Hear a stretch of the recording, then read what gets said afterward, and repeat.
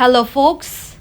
This is Gouri Haobam again. Welcome to the first episode of the Weekend Jam featuring the people's favorite band, Pebet.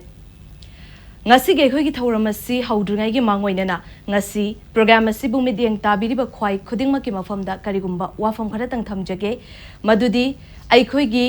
ahan ba episode oina sandok chariba Weekend Jam gi program asi pung tare chapchana hauzagani haina miyam da lauthok chakhibani adubo technical issue khara leibana maram oiraga matam khazik thinthakrai masigi damak yengbiri ba khudingmak na ngakpina ba Weekend Jam amadi studio dominance ki maikai degi haijari ahanbada khoigi Weekend Jam asigi first episode the feature tawzariba Pebet benbu ai khoigi program asida ihan hana taram nokchari wari batai haudringai da khoina Pebet band da request amakha khaiba tare viewers sing gi damakta Pebet band gi mai kai digi isha yomakha khana khudol tamaga program ase haudok minase khudol tamjari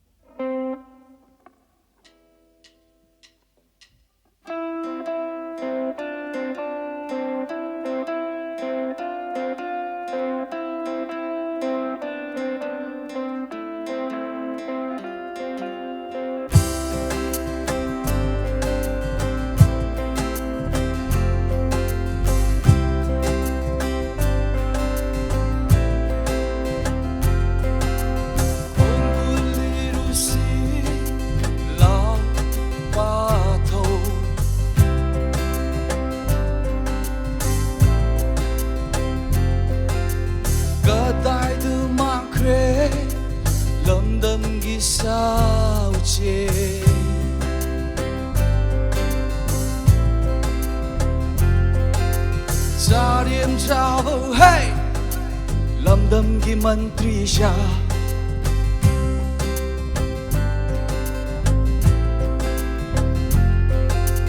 Tanga dilhoga kotlaga sa doi sharu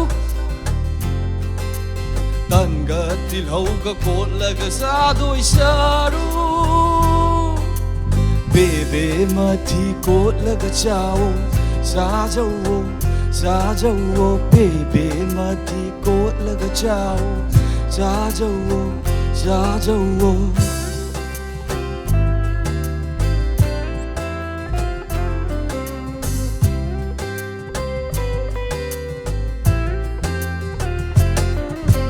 Miramgi mantri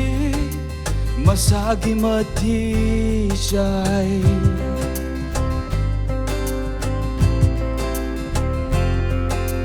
Iramdamgi mantri mapi mapasa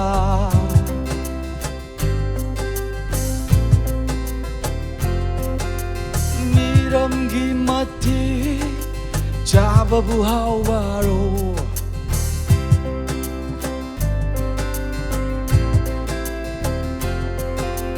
Na koi di hodong Lamboy ba olay Mi yan shana Bebe olaga pai kre Meitei machai koi na hodong Lamboy ba ol hore Meitei machai koi na hodong Lamboy ba ol hore Ayo ayo ibungo Ipadi hodong ol hore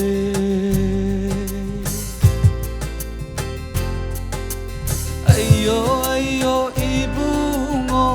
Ipadi hodong ol hore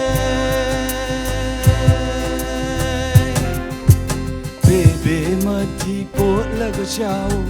Jajawo Bebe mati pot laga chao Jajawo Kong guliru si Lao pa thâu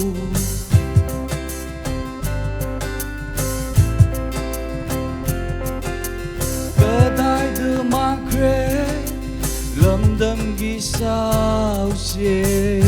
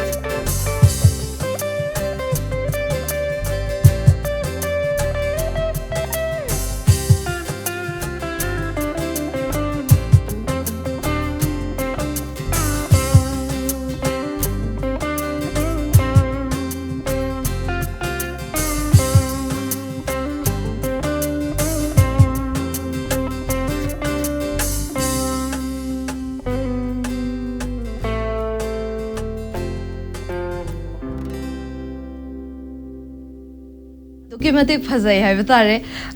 Isai, Pebet Mati have Isai Oigadoine. Ado Quigi Ben Sigimaming Pebet, so I'm Naxan and Nakuna Tazai Haitare Pebet Matico. Aduna Isai Sigi Matang the Haitare, Kamai Lakiba no Masigi. Karai de giga inspired tawraga duga ben maming sisu pebet haina su thole ko isai maming su pebet mathi kaina sigi samla po wari mo ga su leram doi male si se viewers ta su aduga khoi nga si studio dominance na senjari ba khoi weekend jam se sigi khudong chawa lawra khangbai tan ja du su log jauge yai khoi je khoi ben se pebet thon je na dum khana leiba khana leba je mai ek se kai woi ba ya ge ju ki miang chana khoi Meitei sing se kena tok je tok sala pa da Mathi up to like Quiggy Kano to show Sarkar Ital. When the diary were not Quay upon anymore Pondo or Gadi, Kano Pung with your neighbor. Lyrics here in the Taraga, when Pondo Nimodo. The lyrics power and shin or Haitan. The same Mathi Hapsalaga. The big Ben to the Mathi Hapsalaga mentioned. Okay. Aduga, Akoi Ben gi members sing se haitare akoi ming oina di akoi na loina makti khangzare aduga karam ba instrument sing haibatare use to biba karam ba jaga da smai to biba haipse adubu viewers sing se da haitare khangda ba sumyam khagyawram gani ala khangu sumyam leram gani aduga aina adum han ba introduce to jage mayam da akoi gi vocal and guitar pai biriba Simon Thangjam aduga drum da Monizz Angom aduga bass oina Somi Thangjam aduga guitar da Tyson Yaikhom aduga percussion da AB ming oina loina vakti khangzare aduga laifam na chingba sidi mayam da su loina mak mase khangam oi haina thajai aduga sigi akhoi gi program sigi khudong chaba lauraga masi viewers su thambiram moi khoi da su khangja hoge isagi laifam akhoi se pulap kurai ni kurai thungam le mapam ma dai oi pulap ko kitang Somi na kitang di lape mana kurai di logo de aduga mafam zu pulam me aduga masi hogdora ki bai warium su so idana leram doi male kamai toroga karamba matam kai jahi de hogdora ki haibo ko si su kitang thambio 2014 da chembane ado khoi member sing show khara ani mu akho top yaugre percent program lebugi hana khoi sangkap mina bajing do di no recruit toroga khoi amu samja bane 2014 da 14 da band se ko aduga I hanan be sei se pebet mathi se oi do ra karam be sei oi do mane pebet mathi se ko aduga khoi gi YouTube si da su keno comment me among khak to bi re live si da ko 30th September sakpiro in haibu su yawe aduga marak si da khoi gi viewers sing gi mafam da su thamjage akhoi gi pebet band da hangbining ba pebet band gi khangbining ba wafam aduga Pebet band yo iba isai isagi apamba sakhaning ba leiraga su comment adumak haibiramu phongdok piramu masigi khudong chaba myam da su pizari aduna ani shu be isai se wari watai shu tongna isai siga dum chatse mayam viewers sing da su hena nungai na ko aduna 30th September se request to bire 30th September se hana ani shu be isai na khudol tam bisi yai khudol tam jage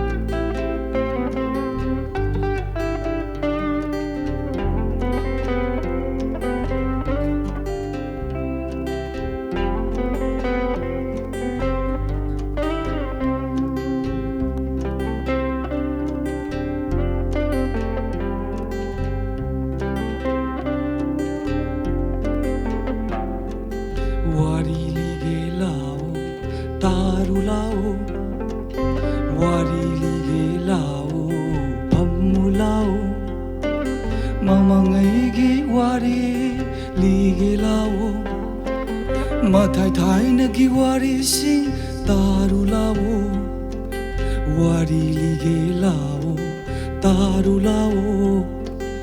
wari lige lao pammu lao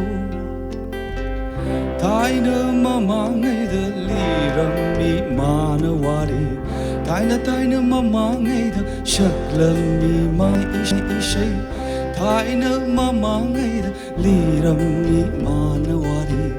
thai na mama ngai da shaklam mi mana ishai thanggola do maya thangu tauna thanggola do maya thangu tauna elauva thanggola do maya thangu tauna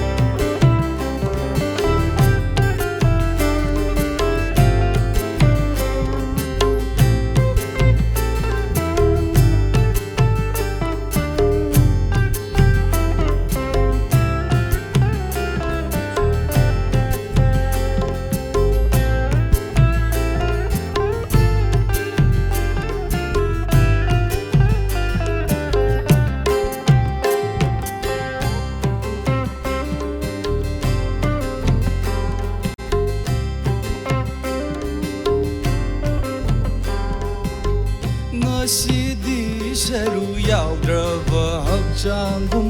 Suryadrava isay mayik uy hore Nasidi Suryadrava Potshangbam Suryadrava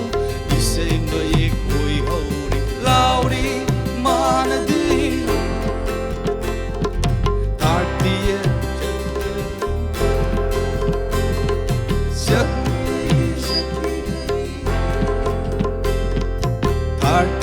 September Saki aigi saki gani Suryadravasu Saki isay tarulau Suryadravasu Saki isay famulaw Sakla si punna ay ko'y giisay Sakla si punna ay ko'y giisay Tanggolado maya tangu tauna Tanggolado maya tangu tauna Elauba Tanggolado maya tangu tauna Warili lao Tarulao Warili lao Pamulao Mamangaigi warili lao Mathai thai na giwari sing tarulao wari lige lao tarulao wari lige lao pamulao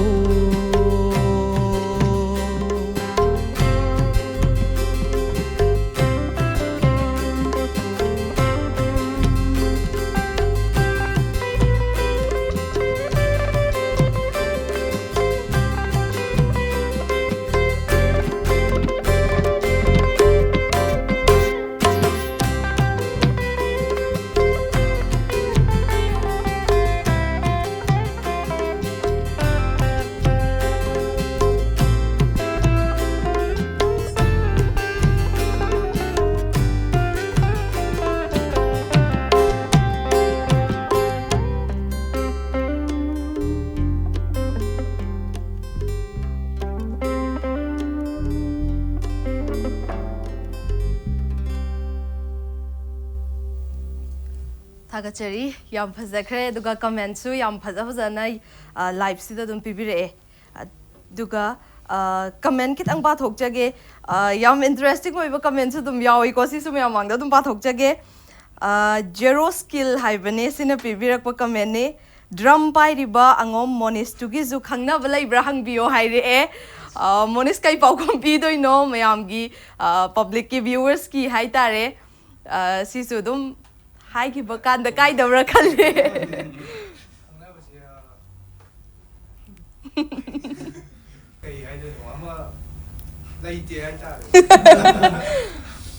laite na hai bire ko mase yam nungai ga da ba paung ne hai na khalle khangbi ningi bes na hangai se laite hai ba answer oikre aduga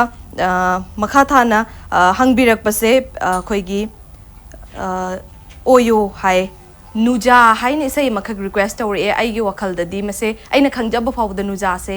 isai pebet ki nuja hai be isai se pebet ben masado in hangjara gi nuja hai be isai se release tau ki belai bra kamaina release tawdri upcoming oi ga doira si cho si je upcoming as je pai de bil lay gre ba oh adum keno makha cha thagidra ba hai tare ko isai di lore lay ra ba record nung tawdri ko na tamna di taro ka tawdri ma okay adum sida di request amakha la enuza hai ba se mase mayam da lang thok pi ba ya gadra natragan komai taw gadi ya se mathangi kenoda phajana mathangi da khoi ucharage ka noina phajana adum ki waro bi yadre dum de waro bi ya de pebet ben gi mai kai de gi shu waro bi ya de hai bise thambiri mathangi isai gi se kai gumar release tawra kan da hai batare adukan da khudol tamjage haina thambiri aduga Guwahati da gi su love from Guwahati comment yam phaja phaja bala eko aduga comment sing sisu pathok chage aduga wari batai oina shu hai tare isai gi khoi gi pebet band sigi acoustic folk band amakha haina maming se pb khoi gi pebet band se aduga masi se kamai to ba genre isai da di khoi genre hairaga mayam hena khangna bagumna smaina khoina su da jai ko adu masigi folk ti taseng na mag yaure haiba khangjare aduga kamai to bo moong no kamai lakhibano isai sigi maong se khoi gi band sigi isai style haitare kamai lakhibano kamai to bo style no mayam na kamai na thambi gani se samna ha da mase folk si yaure khoi fusion nai tare plop genre je khoi plop tas tok san ba tas tok sala siam ba akoi just holo guitar ko ma ta adana phara me ko and accordingly matung ni improvise taw do dia da ni na adana taw ko ni change lak pane ba genre hoi hana lai ba port to de do de ahum ba lai te admain dum lai ba ko team na just hai do ko ta dum direct dum hai ra dum hoi gi government against dum lai do singum ba lai da ko mainly singum ba de focus karam taw ko na oi ra ko isai sina sai sing se isai current situation Manipur gi sidalon mag base tawra khoi gi haining ba kaino sing se khoi gi isai sina medium ma khak oina phongdok pane ba ko aduga yam nungai jai sigi matang su khangjaba se aduga isa gi haiba tare nga sai so ai happy panja khre dubo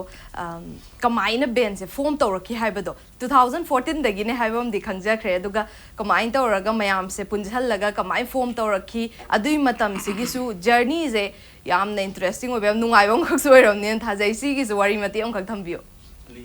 nuk tem do ning doine li thok puda sengna Simon ga ibani de schooling tong ina re ba ataw sida adum guitar ka di pai mi nai pai bu sida adum atoba mi gi sengna hoi seng na ra ka ni photo occasion house mo da ku gi kadang moi ne impress kadang taw ba hai ga ra inspire taw bu se moi gi maong se isai mo se taw ba da gi sana ben phone taw si ko si tong na ba sida guitar bu di sai gi lai na re ko ado seng na Cajon ga je pe lai ba da house ga se la ga lai ba ko madam du da ado pole ado best like the bagan na mingwan da ke dum wai ra ga seng na hawdor ko gi da ado mai na khatang hardship khara di theng na ge hauzik lai ba band member khuding mak se hauzik lai bi se sidi matam du da edum pula abra ka mai na taw hedi marak se journey so asuki medik sangre cha hi se 2014 da gi hair aga di ko aduna marak si da so dum band member nga sai so hai bi khre Simon na magi personal problem lai badagi lep ki basu yaure haina ko marak se changak pa bana tragan hek hodorok padagi dum band member sing this mai layer ka mai tawe lai bada akoi mari yaure Somi katan nauna 2000 kya dana adum 22 dagi akoi hana be akoi gi best khongam bado ma lep ki ba matung da na ho chen ba adu mai taw bani ko yam nungai makha ta na ꯑꯩꯈꯣꯏ comment ꯈꯤꯇꯪ ꯄꯥꯊꯣꯛꯆꯒꯦ ꯗꯥ Simon ꯈꯣꯟꯖꯦꯜ ꯌꯥꯝ ꯐꯖꯩ ꯍꯥꯏꯅꯁꯨ ꯍꯥꯏꯕꯤꯔꯛꯑꯦ ꯑꯗꯨꯒ Pebet Bandgi upcoming song leibra sisu haibire ainasu thamge aina khanjabani question se but ai comment agi animak se aina hangning baduga aduga comment su thambire ado hauzik si khudong chaps lawra gam thamjarge upcoming song Pebet ki kai kai leibagi hoje upcoming je sine nungsinongoni oire nang aina amadi lai sem hana leiba isai singse adu maming khara koina khangjaba matamda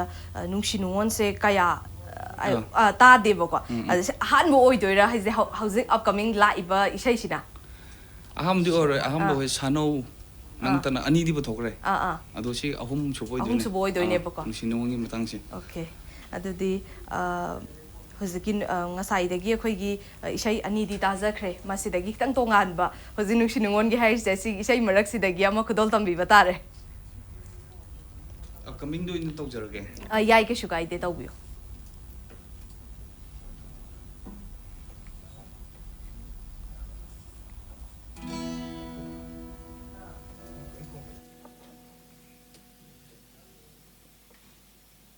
Aku sih asing berarti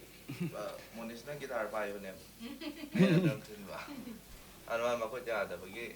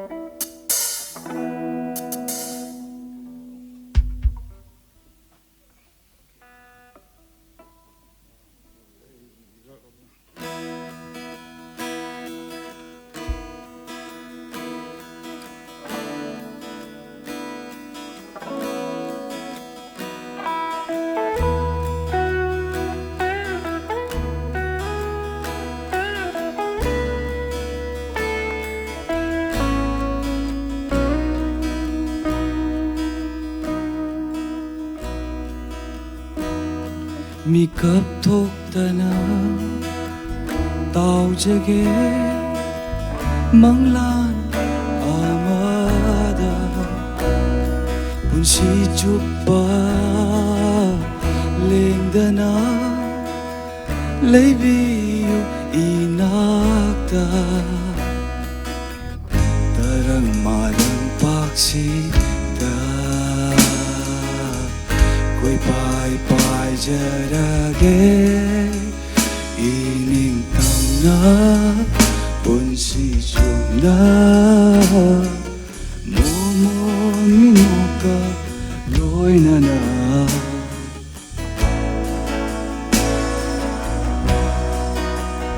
nang ai nang ai nang ai nang ai nang ai nang ai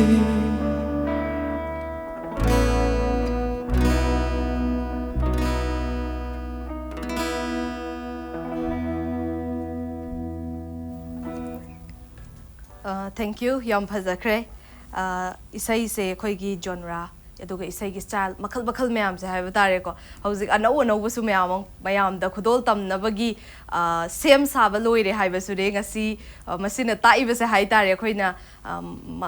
lakadaba sing da haiba tare matung tarak pasing da mayam da isai khudol tamnabagi da magda Pebet Band na sem saduna laijari aduga akhoi gi comment amakhak su pathok jage bro AB Angom da da oidoine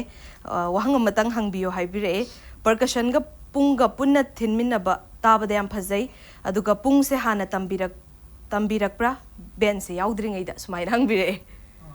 tamjari hana na ko aduga ꯑꯩꯅꯁꯨ ꯁꯤꯒꯤ ꯈꯨꯗꯣꯡꯆꯥꯕꯁꯦ ꯂꯧꯔꯒ ꯋꯥꯍꯪ ꯑꯃꯈꯛ ꯍꯪꯖꯒꯦ ꯗꯗꯥꯗꯀꯣ ꯑꯩꯈꯣꯏꯒꯤ ꯄꯔꯀꯁꯟꯒꯤꯁꯤꯗ ꯑꯩꯈꯣꯏꯒꯤ ꯄꯨꯡꯁꯦ ꯃꯩꯇꯩꯒꯤ ꯄꯨꯡꯁꯦ ꯁꯤꯁꯤꯒ ꯍꯥꯏꯗꯤ ꯈꯦꯠꯅꯕꯁꯤꯡꯁꯦ ꯑꯩꯈꯣꯏ ꯄꯔꯀꯁꯟꯗ ꯏꯟꯁꯇ꯭ꯔꯨꯃꯦꯟ ꯃꯈꯜ ꯃꯌꯥꯝ ꯑꯃꯈꯛ ꯂꯩꯔꯦꯀꯣ ꯑꯗꯨꯒ ꯁꯤꯒꯤ ꯈꯦꯠꯅꯕꯁꯤꯡ ꯑꯗꯨꯒ ꯀꯔꯝꯕ ꯇꯥꯟꯖꯥꯁꯤꯡꯗ ꯁꯨꯃꯥꯏꯅ ꯁꯤꯖꯤꯟꯅꯕ ꯑꯗꯨꯒ ꯃꯦꯟ ꯑꯣꯏꯅ ꯄꯦꯕꯦꯠ ꯕꯦꯟꯁꯤꯗ ꯁꯤꯖꯤꯟꯅꯔꯤꯕ ꯄꯔꯀꯁꯟ ꯁ꯭ꯇꯥꯏꯜꯁꯦ ꯁꯤꯒꯤ ꯃꯇꯥꯡꯗꯁꯨ ꯈꯤꯇꯪ ꯊꯝꯕꯤꯔꯝꯃꯣ ꯑꯩꯈꯣꯏꯒꯤ ꯏꯁꯩꯁꯦ ꯁꯤꯗꯩꯁꯤꯗ ꯑꯩꯈꯣꯏꯅ ꯁꯨꯝ ꯏꯁꯩ ꯄꯨꯟꯕ ꯀꯥꯟꯗ ꯃꯥꯏꯀ꯭ꯔꯣꯐꯣꯟꯁꯦ ꯑꯁꯣꯝꯗꯒꯤ ꯑꯣꯏꯔꯒꯁꯨ ꯈꯤꯇꯪ ꯊꯥꯡꯖꯟꯕꯤꯌꯣ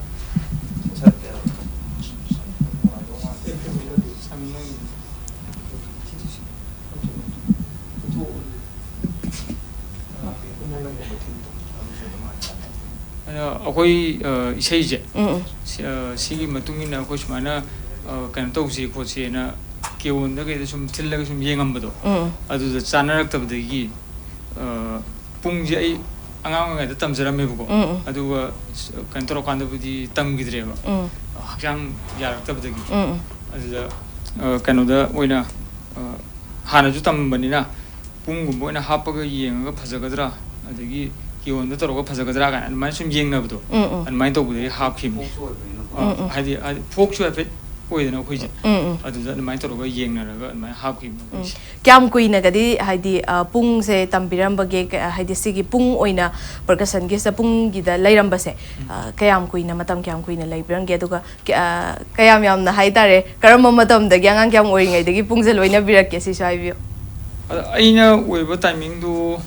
ꯑꯉꯥꯡ ꯑꯣꯏꯕꯗꯣ ꯑꯩ ꯀ꯭ꯂꯥꯁ 7 6 7 ꯁꯨꯃꯥꯏꯅ ꯀꯥꯕ ꯁ꯭ꯋꯥꯏꯗ ꯇꯝꯃꯝꯃꯦꯕꯀꯣ ꯑꯗꯨꯒ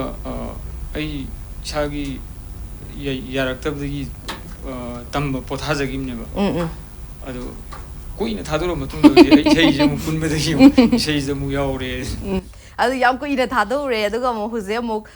ꯏꯁꯩ ꯑꯩꯈꯣꯏ ꯕꯦꯟꯁꯤꯗ ꯏꯁꯩꯒꯤ ꯃꯇꯨꯡ ꯏꯟꯅ ꯗꯔꯀꯥꯔ ꯑꯣꯏꯕꯗꯒꯤ ꯑꯃꯨꯛ ꯄꯨꯡꯁꯦ ꯍꯥꯞꯄꯛꯏꯅꯦꯕ ꯁꯤꯗꯤ ꯉꯁꯥꯏ ꯑꯍꯥꯟꯕꯗ ꯑꯉꯥꯡ ꯑꯣꯏꯔꯤꯀꯥꯟꯗ ꯍꯩꯈꯤꯕ ꯑꯗꯒꯤ ꯑꯗꯨꯒꯨꯝꯕ ꯃꯌꯥꯝꯁꯦ ꯆꯞ ꯆꯥꯅ ꯅꯤꯡꯁꯪꯕ ꯆꯞ ꯆꯥꯅ ꯊꯥꯕ ꯉꯝꯕꯤꯕ꯭ꯔꯥ ꯀꯃꯥꯏꯅ ꯇꯧꯋꯦ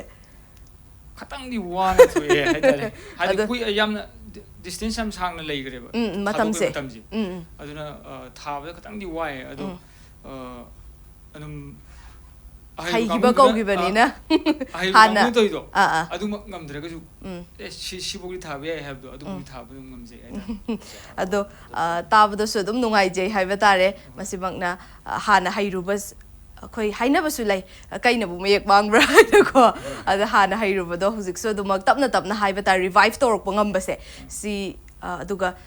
ꯏꯁꯩꯒꯤ ꯃꯇꯨꯡ ꯏꯟꯅ ꯃꯐꯝ ꯆꯥꯕꯁꯤꯡꯗ ꯃꯐꯝ ꯆꯥꯅ ꯁꯤꯖꯤꯟꯅꯕ ꯉꯝꯃꯛꯄꯁꯦ ꯁꯤꯗꯁꯨ ꯑꯩꯈꯣꯏꯗ ꯌꯥꯝꯅ ꯅꯨꯡꯉꯥꯏꯕ ꯍꯥꯏꯕ ꯇꯥꯔꯦ ꯁꯤꯁꯨ ꯐꯥꯎꯖꯩ ꯃꯈꯥ ꯇꯥꯅ ꯀꯣꯃꯦꯟ ꯈꯤꯇꯪ ꯌꯦꯡꯖꯒꯦ ꯇꯦꯅꯦ ꯍꯨꯏꯗ꯭ꯔꯣꯝ ꯂꯝꯖꯥ ꯍꯥꯏꯕ ꯏꯁꯩꯗꯣ ꯑꯃꯨꯛꯇꯪ ꯁꯛꯄꯤꯔꯛꯑꯣ ꯍꯥꯏꯅ ꯔꯤꯀ꯭ꯋꯦꯁ ꯇꯧꯕꯤꯔꯦ ꯃꯊꯪꯒꯤ ꯏꯁꯩꯁꯦ ꯂꯝꯖꯥ ꯍꯥꯏꯕꯁꯦ ꯑꯣꯏꯅ ꯈꯨꯗꯣꯜ ꯇꯝꯕꯤꯅꯕ ꯍꯥꯏꯖꯔꯤ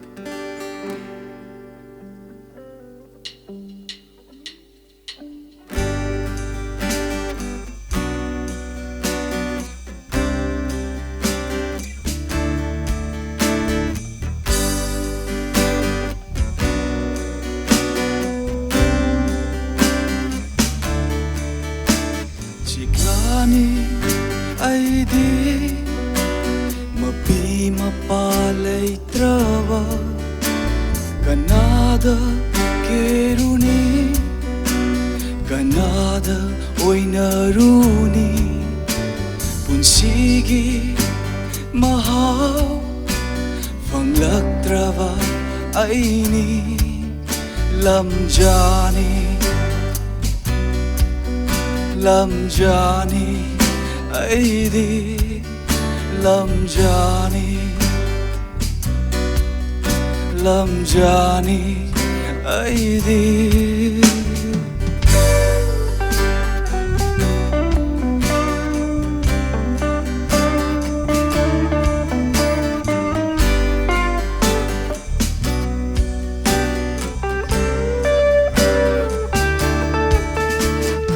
phăng lỡ rồi halaman gi mi nung si phăng lỡ rồi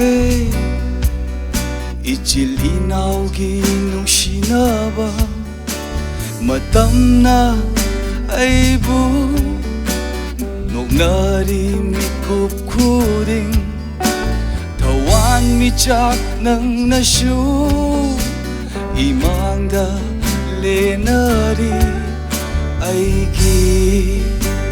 kana leite hai na lam jani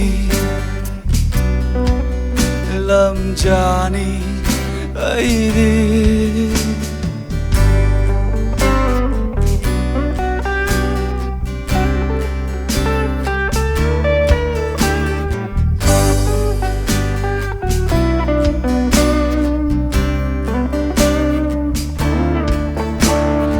Rona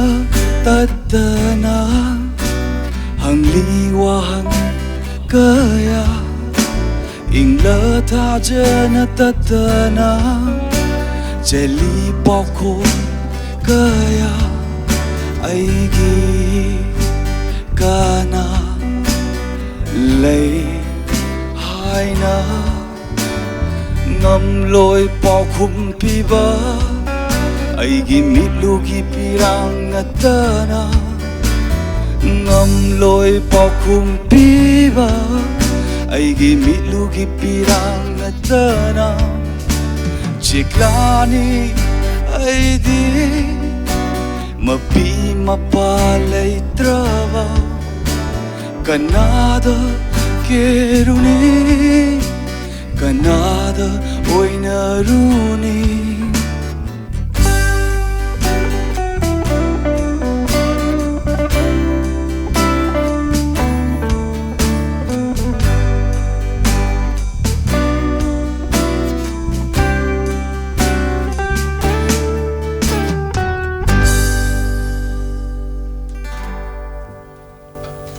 Yamna phazai ngasai magtasu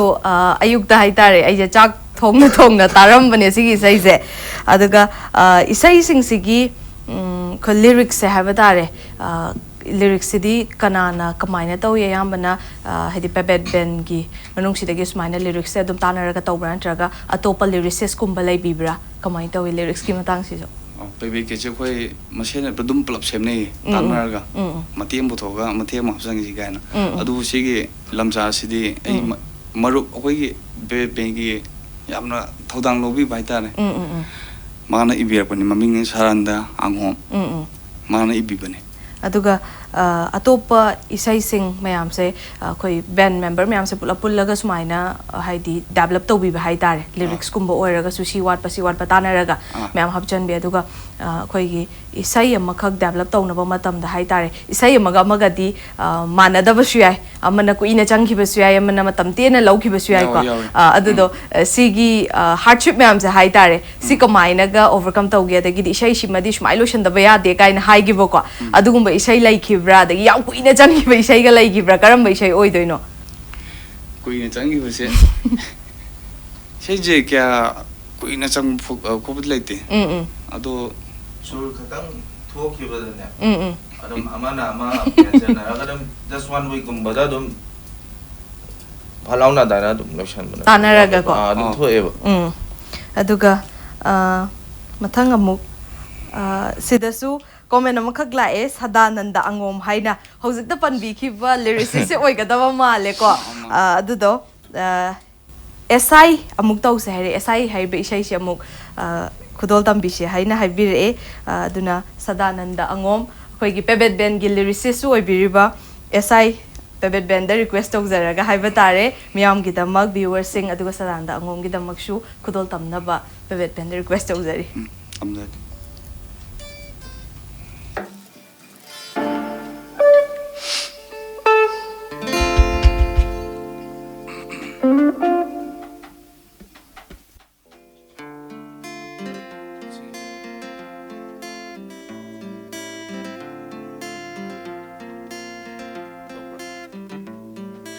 Democracy sat palay vakni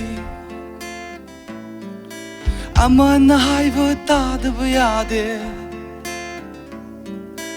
aningba tawba lamdamni amana haiba indaba yade charo charo paisa charo charo charo shel charo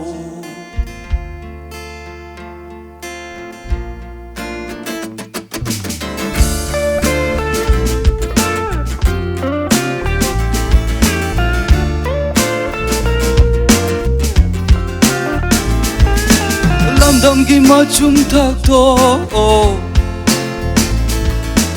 IDSI oi da bayade lamdam gi ikeng chu zo to ID lo pai da bayade charo charo paisa charo charo charo shel charo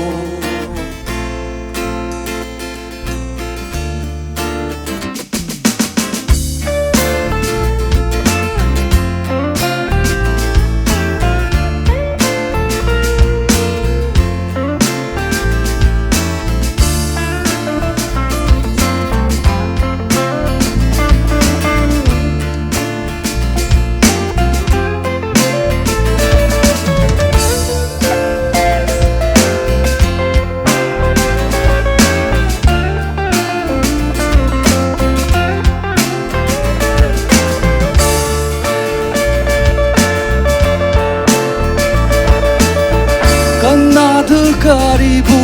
hairuni angamba singi lamdamni kamdauna karamna ongluni sanga leijadappa ai khoide esai oiba fanglaroi matam sid paisa bu पायदर्दी सरकार की थबक्सु फंगलरोय मतम सिद संगबु लैत्रदे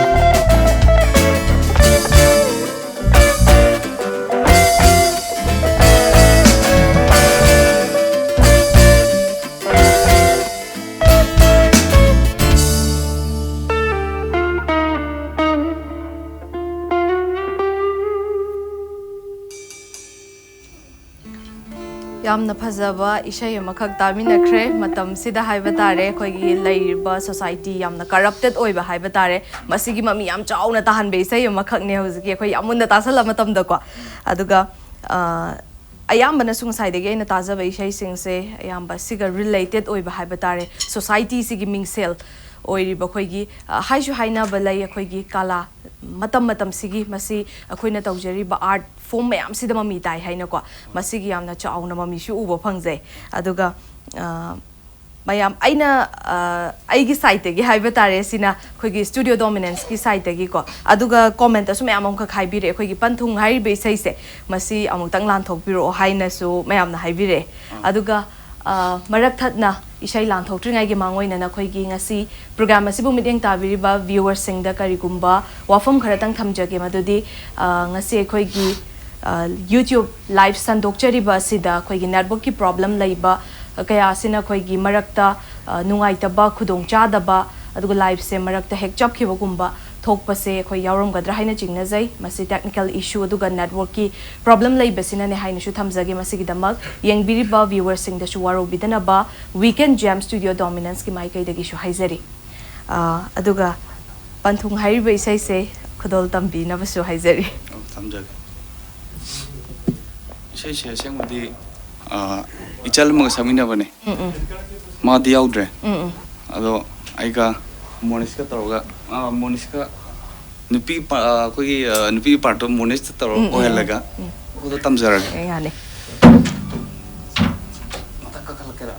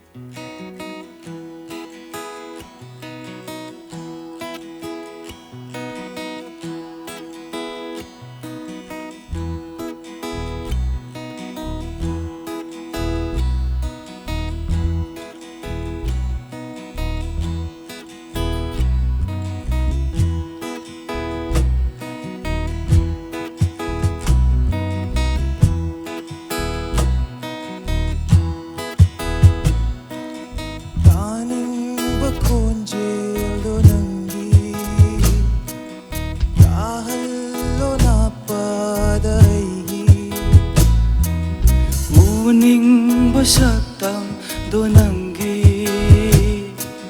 yingjagi chokta balaitana Jangdam ningai laitaba tungsiba nangi mino wazaini thawai shina konjelo tadradi konjelo nangi tahalo na padaigi uning basaktam donangi yingjagi chokta balaitana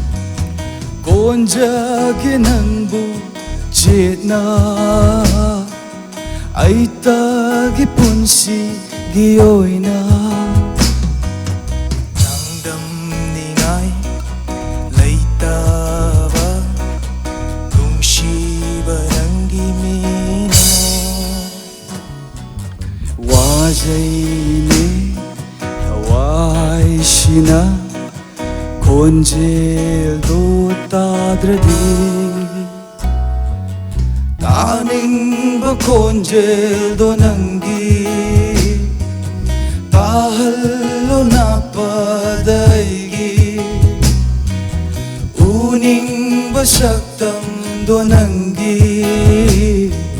yengjagi chokta balaitana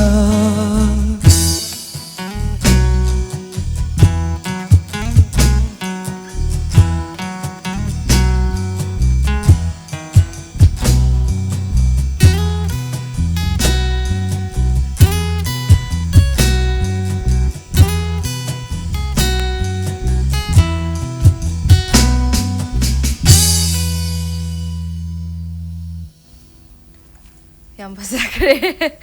ngahaktan isai za tauru re haidare adaga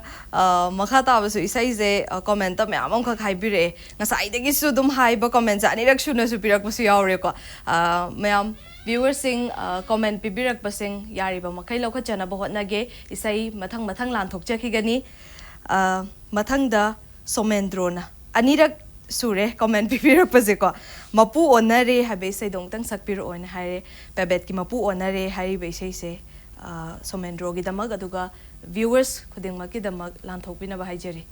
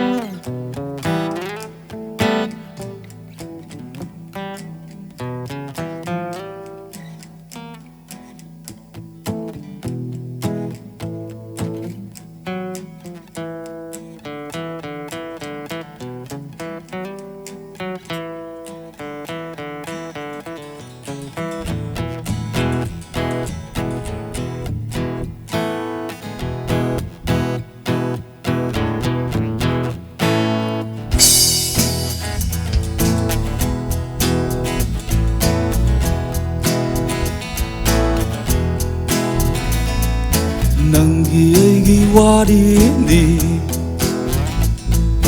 mi wadi yao se de Nangi ai wadi ni mi wadi yao se de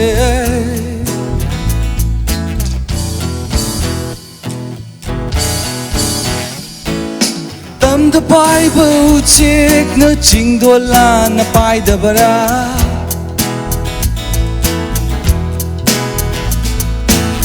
All the Bible check na tampak la na pai da bara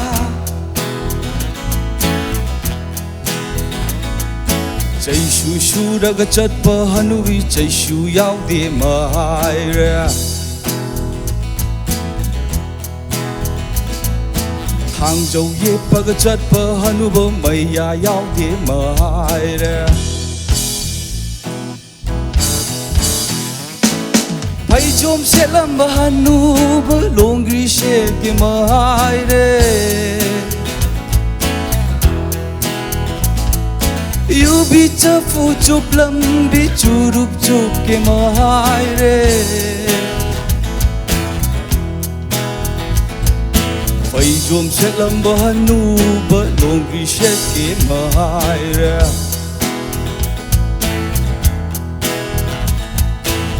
Bị chấp phụ chúc lâm đi chủ lúc chúc kê mai ra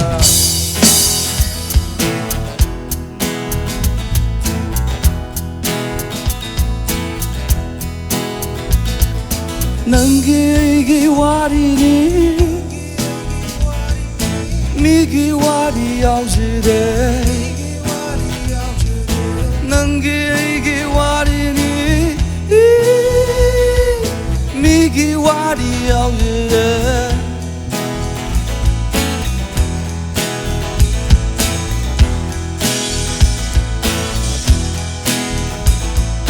Tam the Bible check na chingdola na pai da bara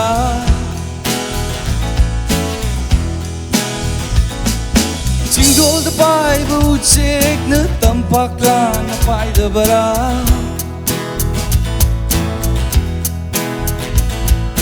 no pok ta thok panumi na nong chup ta thok ke mai ra Machu tare ki firal do machu ahum ol hora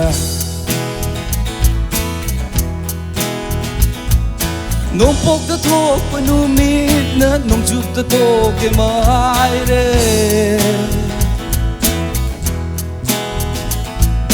Machu tare ki firal do machu ahum ol hora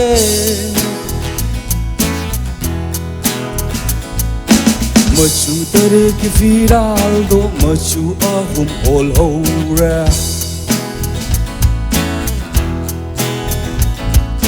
No pok ta thok panumit na nong chup ta thok ke mai re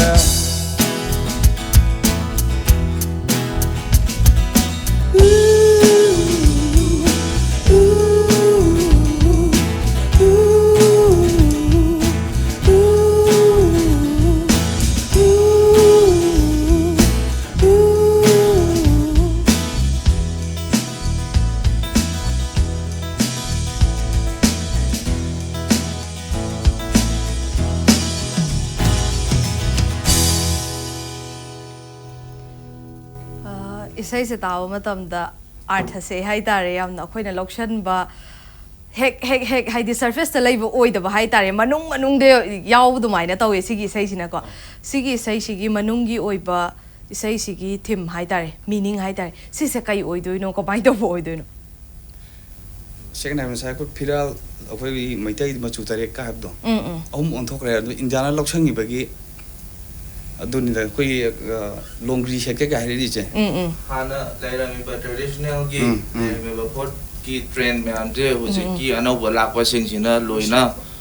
sinjalak pa gi pot ma mi sam na koi gi yubi chapu chupom ba se an gi kano tau da na pa hidak pu do oi ado project ti hanu be ju viri tha e ba ado ai na sum khudam moina adum ba gi me am sum ta sanja ba changes me am se hana leiram ba sidagi ahong ba me am lak ba se kwa si sine ba yam phaja na hai nga sai hai bi do hai khui thangjau ye pa chale but me ya yaudi hai kai na hai ba se kwa ta ba matam da khoi mayek se yam top pa duga hekta akoina irai lai na hekta lam gani hai na thaja de si mayek se hai di si gi mayek se saga na bu khot na ba matam da su yam thina effort changam gani yam thina matam changam gani hai na su dum khalle aduga makha ta ba se comment khara laukhajage sanau amutang sakpiro oina bire sanau se chanu pk na request to birak pane sanau se waro ya de sanau se khoi jam chu toroktre adu khara ijam do khata adu ta ka to lak sa bane ba jam chu to hodrmni na waro ya de waro be ya de ba hajari maka matung tarak pada dumak isai khudol tamba ngam na bo hodna jage duga khoi pebet ki mai kai de gi shu waro bidana ba shu haibiri aduga isai ama lokha jage do betaraga di poor mother amutang sakpiro haina haibire yani tu khudol tam jage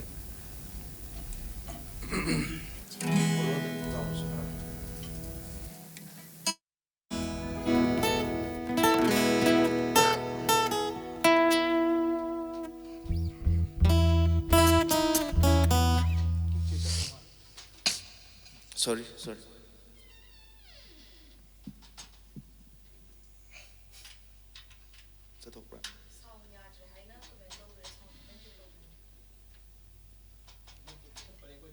na ngatong gi ke putu gi waja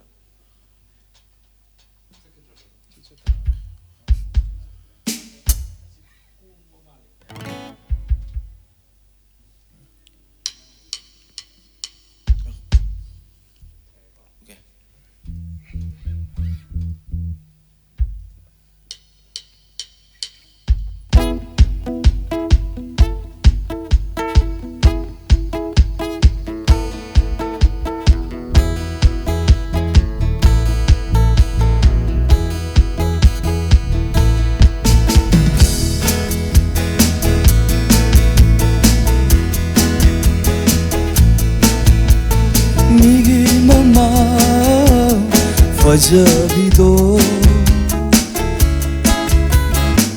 aigi imani haibo yabara migi mama paisa paibido aigi palemi haibo yabara Lairubi paisa paijadabido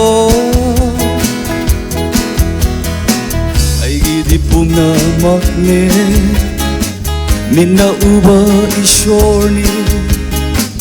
aigi di punamakne minna uba ishorni oh nusibi ima nusibi pale oh nusibi ima oh nusibi pale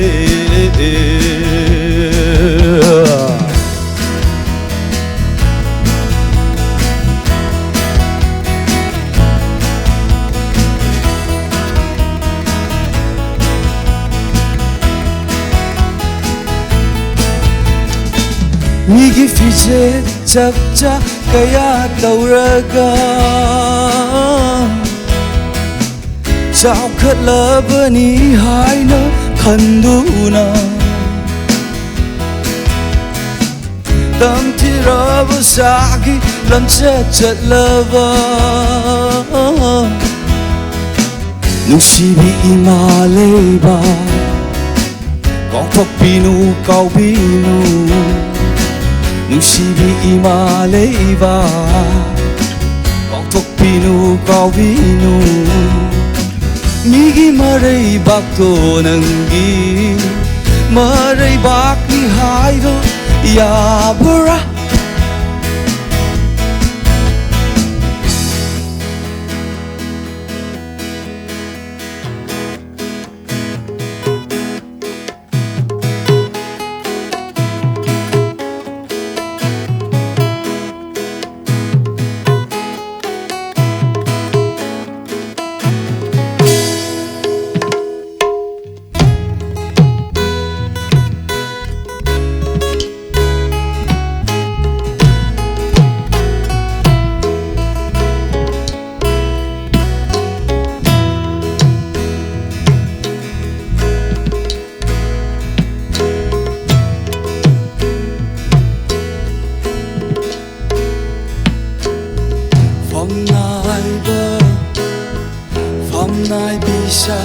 Masagita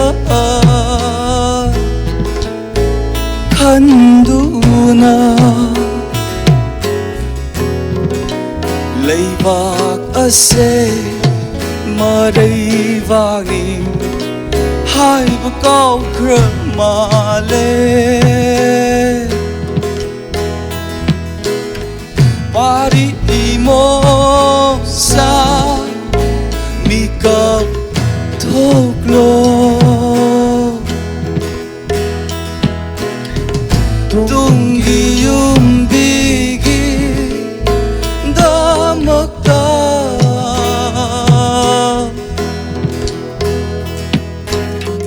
Yek na bana Langboy chan ki đâu re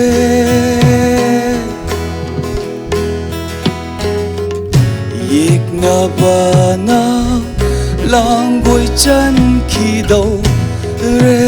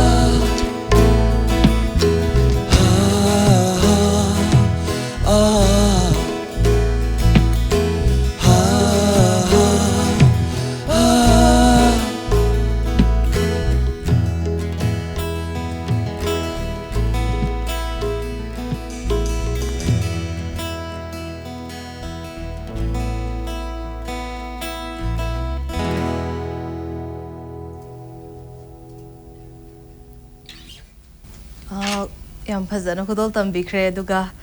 khoigi loishalakpagi tajam khaksu yoksale hojikse aduga ishai shu mayamna yam hena khanbire ko ado yam aduga maraksidagi Pebet ben nga saidagi lanthok bidri be ishai haibe tare Pebet ben gi Meitei dagi karamba ishai amakha mayam da khodol tambiyo si se si de kubak ko bu asengba ga thoki boy doine koigi numise babai numin ne ba numise cancer ani leba sinjamai de chalor ga mo khoi khrai da mo chu leba sa phuje si box je pui ba the police checking leramba box mung ji ka yaw koigi morung ho buje ka yaw di tawi ga na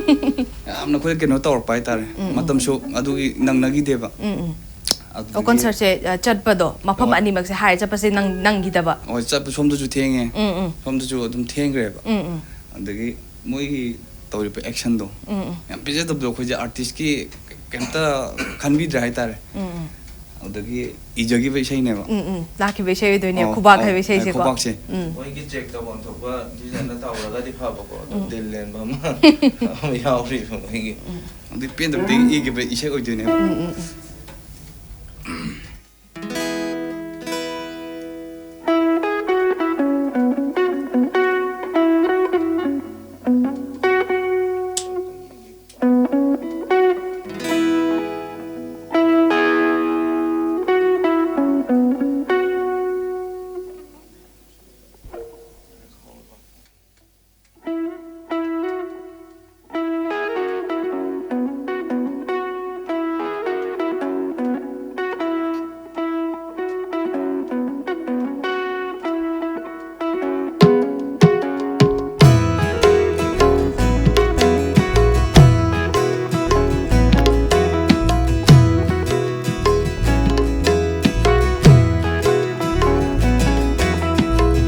ngasi ai khoi gi isai lei hai tam lava chingya gi manakta ngasi ai khoi gi isai lei hai wang lava umangi makhongda andro tam na chatpada Shake my thumb na lakpada Moirang thumb na chatpada Faying thumb na lakpada Gaura I tunda Thara I maida Gaura I tunda Thara I maida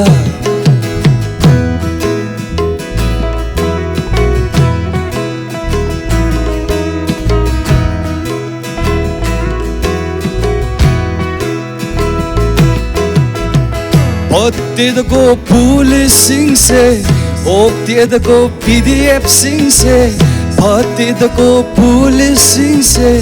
Opte the go PDF sing say Ota the training karawaliye Ota mo PDF nang shuwaliye Mas parsat pa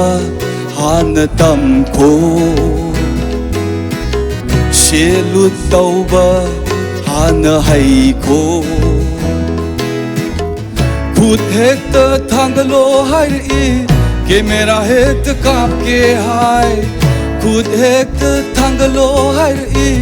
ke mera hekta kaap ke hai Album ga kumhandoi ro cinema da aibu yauhandoi ro Album ga kumhandoi ro cinema da aikoi yauhandoi ro Talli talli koi di ikai jai Album kumba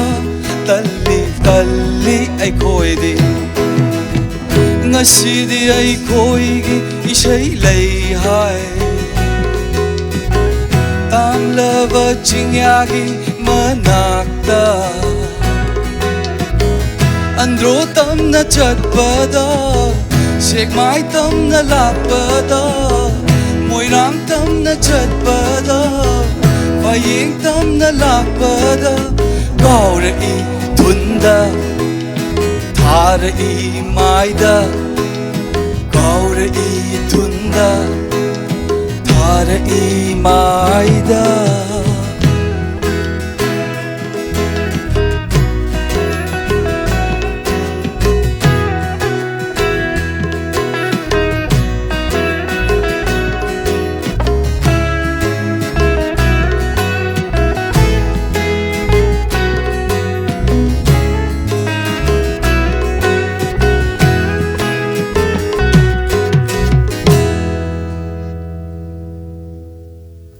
yam sathi ne interesting oi bang sai de gi hai da de sai ta rai me sai myam se ko ai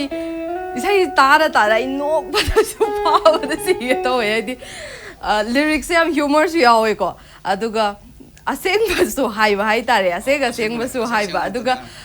humor su ai no hausi phok su dum nok ning I sai loi ra pho ai dum ko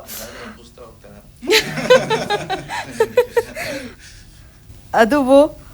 yam phaza khre yam na phaza ba mong da hai ba tare isai hai ba sigi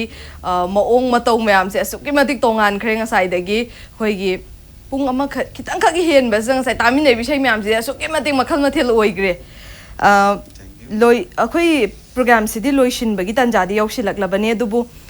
khoi comment su request me among khag la e masi isai se loi ba phau ba natraga su khoi isai mati ama khak maira pai bi hai base han bagi sthai hai gadra ko han bagi kano se si tangor su dol tambio haina haijage khoi mapung phana oidraga su hoi to khoi ko tam jagi maira pai bi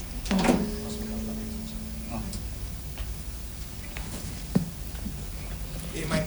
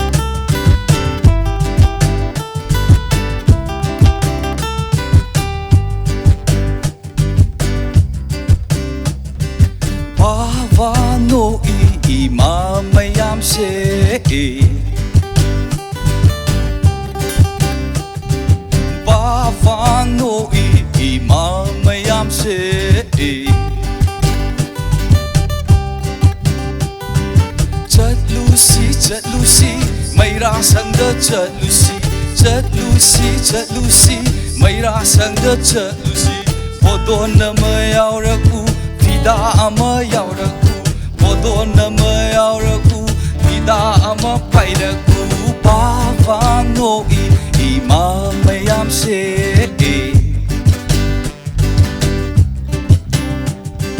Pava no Ima Mayam se.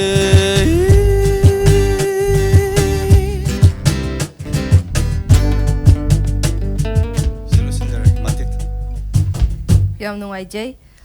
isai request to birakpa khoi comment pi birakpa na shu thank you Pebet amadi studio dominance haina hai bire isai lan thok pi ba kidamak shu han han thaga chari aduga